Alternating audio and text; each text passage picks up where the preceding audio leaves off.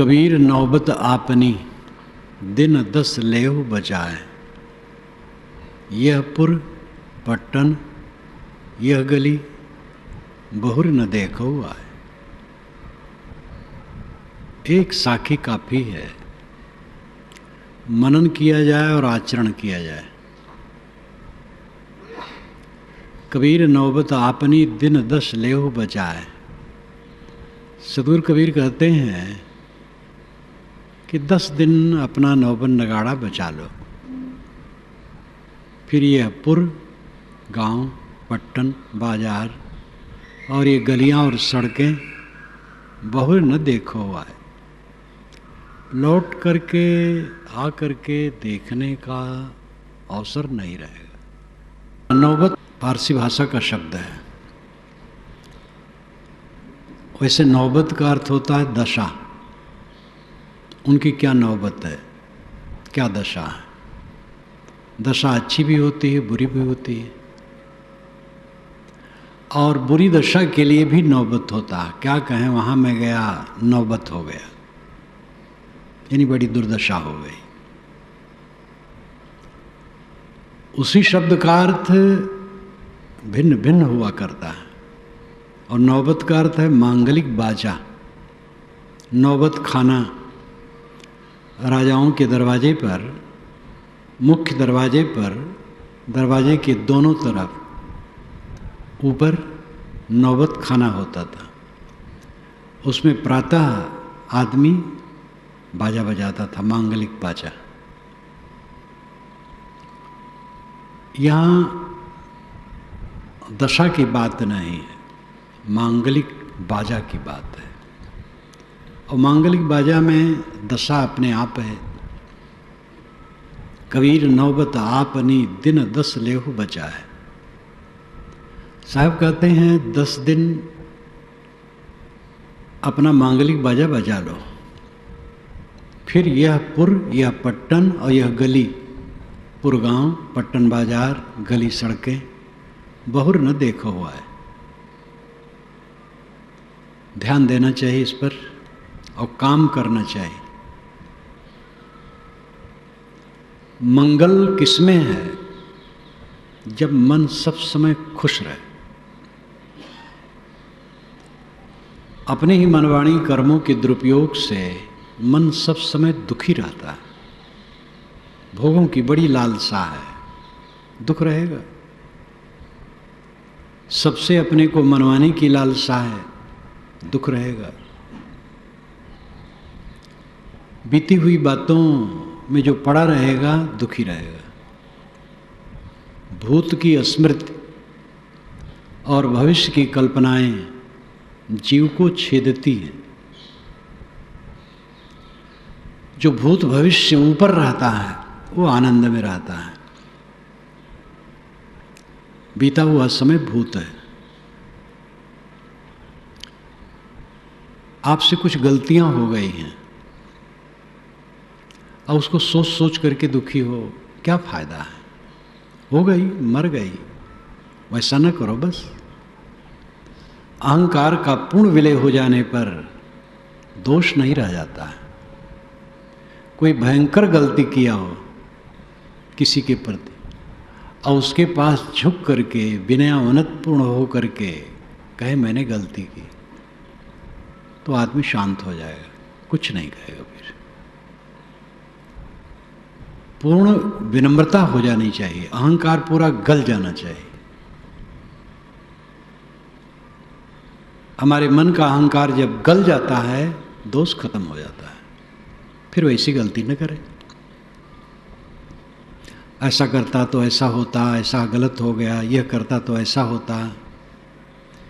ये बात 1-2 बार सोच लेने की है, सावधानी के लिए। उसी को दोहराते रहना, दोहराते रहना, दोहराते रहना, दिनों, महीनों, वर्षों। ये दुर्बल विवेक का फल है। आगे के लिए ऐसा होगा, वैसा होगा, आगे का कुछ पता नहीं। मैं उनको ऐसा कहूँगा, ऐसा फटकारूँगा। कौन जाने जब आप मिले हैं उनका मन इतना बढ़िया हो कि आप देख करके ही खुश हो जाएं, किसको फटकारेंगे? कौन जाने आप ही मर जाएं, फटकारेंगे किसको? जिसको फटकारना वो मर जाए, किसको फटकारोगे? जो अभी सामने ही नहीं आया है उसका कोई विश्वास है? क्यों उसमें अपने दिमाग को उलझाते हो? भूत की स्मृति और भविष्य की कल्पनाएं, इन दोनों से ऊपर उठ करके वर्तमान में सहज दशा में रहना चाहिए। यह दशा असंभव नहीं है। यह दशा कठिन इसलिए लगती है क्योंकि अपनी आदत खराब है, अहंकार टूटा नहीं। प्रवीण साधक, अभ्यस्त साधक, जिसके चित्त में पूर्ण अनासक्ति है सर्वत्र और सब समय वो प्रपंच की शून्यता की स्थिति को देखता है, उसको बिना कुछ सोचे ठीक से स्थित रहना बहुत सरल है। समाधि अभ्यास में अभ्यस्त साधक बैठता है तब तो संकल्प शून्य हो ही जाता है। ऐसे भी बैठ गया, लेट गया, मन को आज्ञा देता है शांत, और शांत, कुछ नहीं सोचता है। कुछ न सोचने की स्थिति में लंबा लंबा समय चला जाता है। ये जीवन है, यह असंभव नहीं है, बिल्कुल संभव है। और ये इस स्थिति में पहुंच करके ही वो दशा आएगी जो कृतार्थता है। सोचो तो आत्मचिंतन करो, और न सोचना ऊंची स्थिति है, कुछ न सोचना सामान्य के लिए कठिन अवश्य है, क्योंकि मन उलझा है। मन खास चीज है। धम पदम की पहली गाथा ही में मन को जो सुंदर रूप दिया गया है, बताया गया है, मनो पुब्बगमा धम्मा मनो सेठा मनोमया मनसा चेपदुट्ठेना भासति वा करोति वा ततो नम दुख मनवेद चक्कम वा बहतो पदम।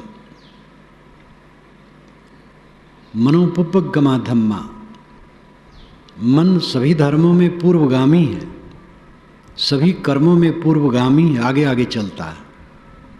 मनो उपगमा धम्मा, मनो सेठा, मन श्रेष्ठ है, मनोमया, तुम्हारे सारे कर्म मनोमय हैं, मन से ओतप्रोत है।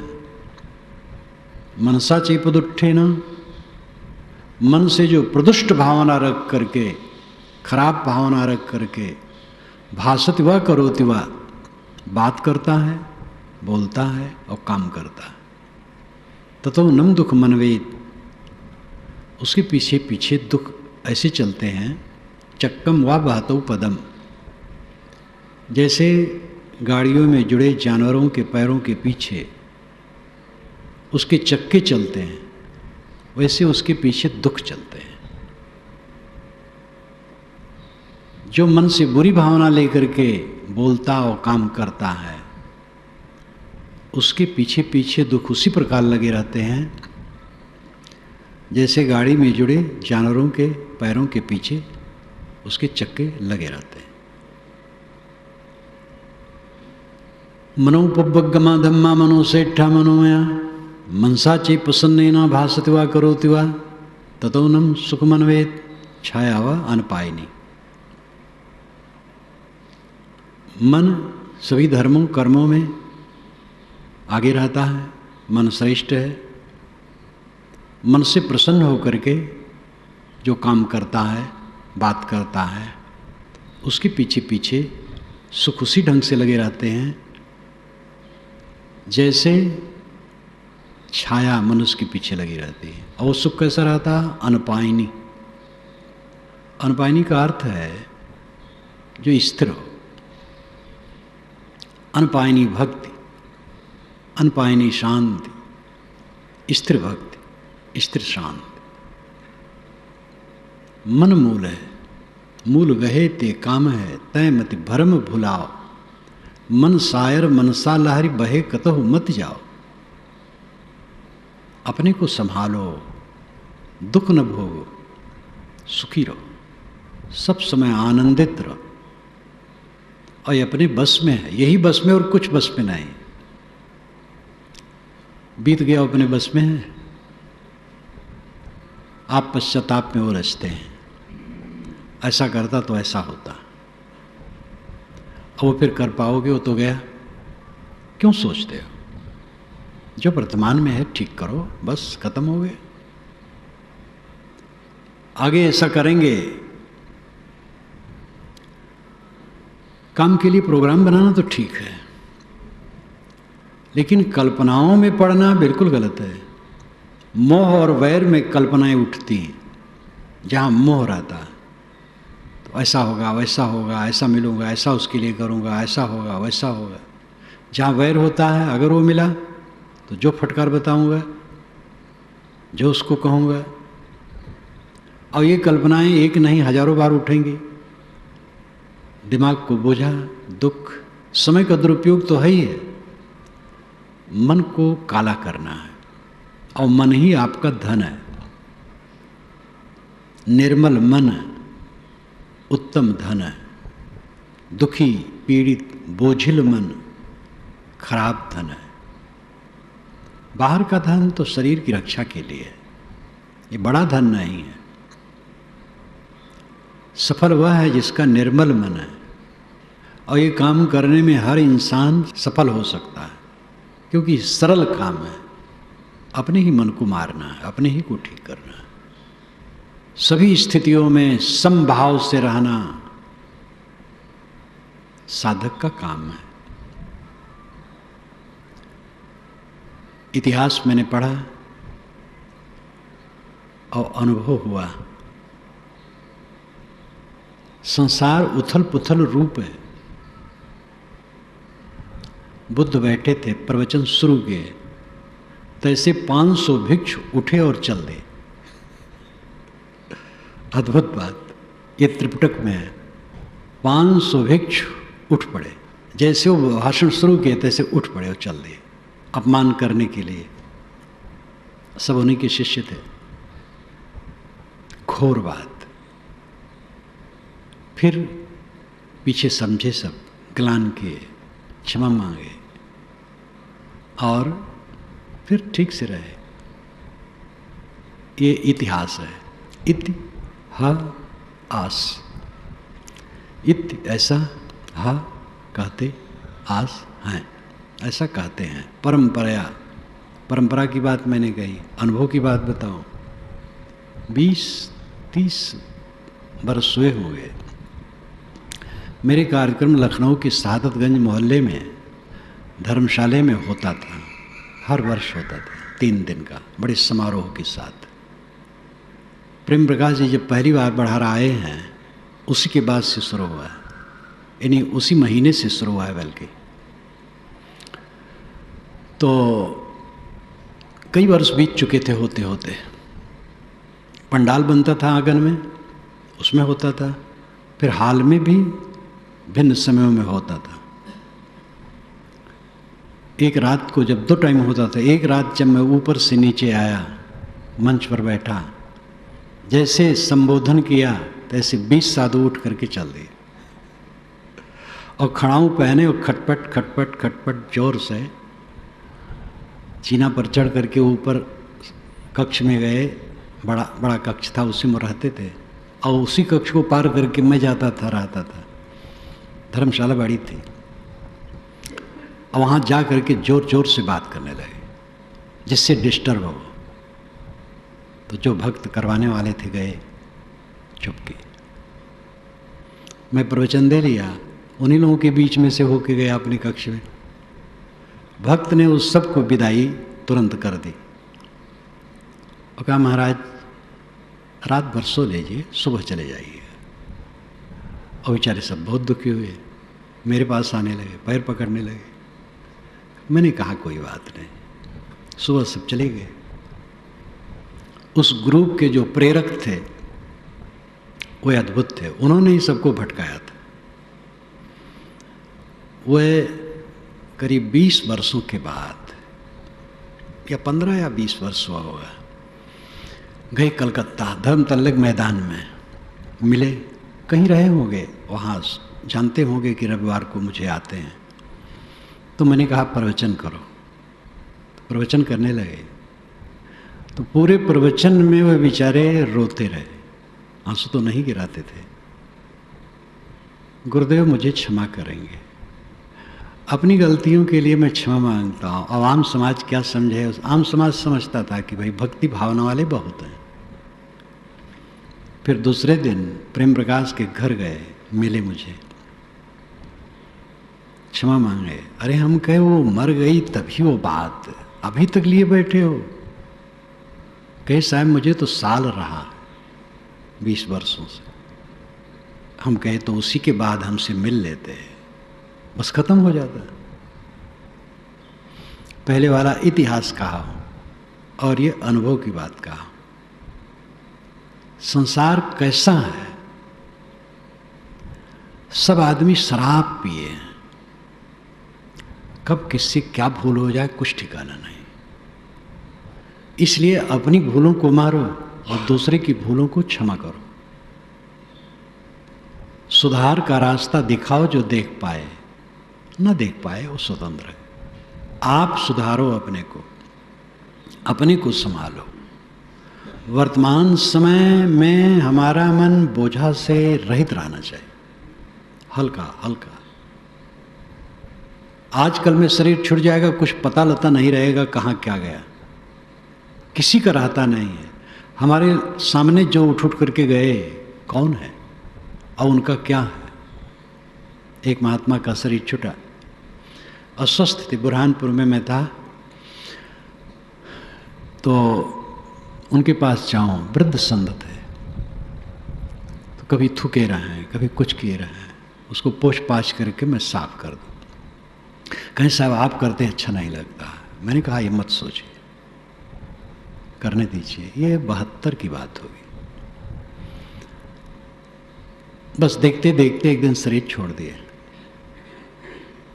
उनकी लाश लेकर के हम लोग ताप्ती नदी में रेत में गए, खोदे, गाड़े, आए। अब प्रश्न, उनकी पोथी कमंडल आसन सब बेकार, बांट दिया गया लोगों में। वह कोई आश्रमधारी नहीं थे, कोई और पीछे कोई संपत्ति नहीं थी। दंड कमंडल पोथी किताब रहे, दे दिया गया लोगों को। किसके साथ क्या रहता है? जब देह नहीं रहती है तो और क्या रहता है? विदेह अवस्था का अनुभव करो देह में रह करके। बैठो, सब कल्पना छोड़ दो, भूत की याद न करो। तुमसे गलती हो गई, मार दो उसको, गलती न करो, हो गया। बड़ा प्रेम लोगों ने दिया था आपको, प्रेम दिया था, उनका मन था, उसको न सोचो, कुछ न सोचो, भूत की बात न सोचो, भविष्य की कल्पना न करो। ऐसा विवेक सशक्त करो कि एकदम सुबस मन, कुछ न सोचो। पूर्व साधना में एक दिन की मुझे याद है, वर्ष कितने बीते ये तो याद नहीं, बहुत पूर्व की बात है। मन में संस्कार, वासनाएं आती, मन में क्रोध आता, ये वासनाएं क्यों आ रही? एक मेड़ पर चल रहा था और जोर से मुझे संवेदना हुई कि ये वासनाएं क्यों आती हैं, और उस पर खूब सोचा और ऐसा लगा कि जैसे कोई स्विच ऑफ कर दिया हो। वासनाएं शांत हो गई, सुबस्ता हो गई, धीरे धीरे वो दृढ़ धारणा बन गई। किसी साधक के मन में देहाभिमान, काम वासना आती है, उसमें बल है, अपनी शक्ति जगाए। शरीर और मस्तिष्क विशेषज्ञ कहते हैं कि मस्तिष्क में जितनी शक्ति है थोड़ा सा उसमें विकास होता है, बाकी सब सुप्त रहते हैं। मनुष्य में बहुत बड़ा बल है, मानसिक विकारों को ध्वंस नहीं कर सकता है, तो मनुष्य क्या है?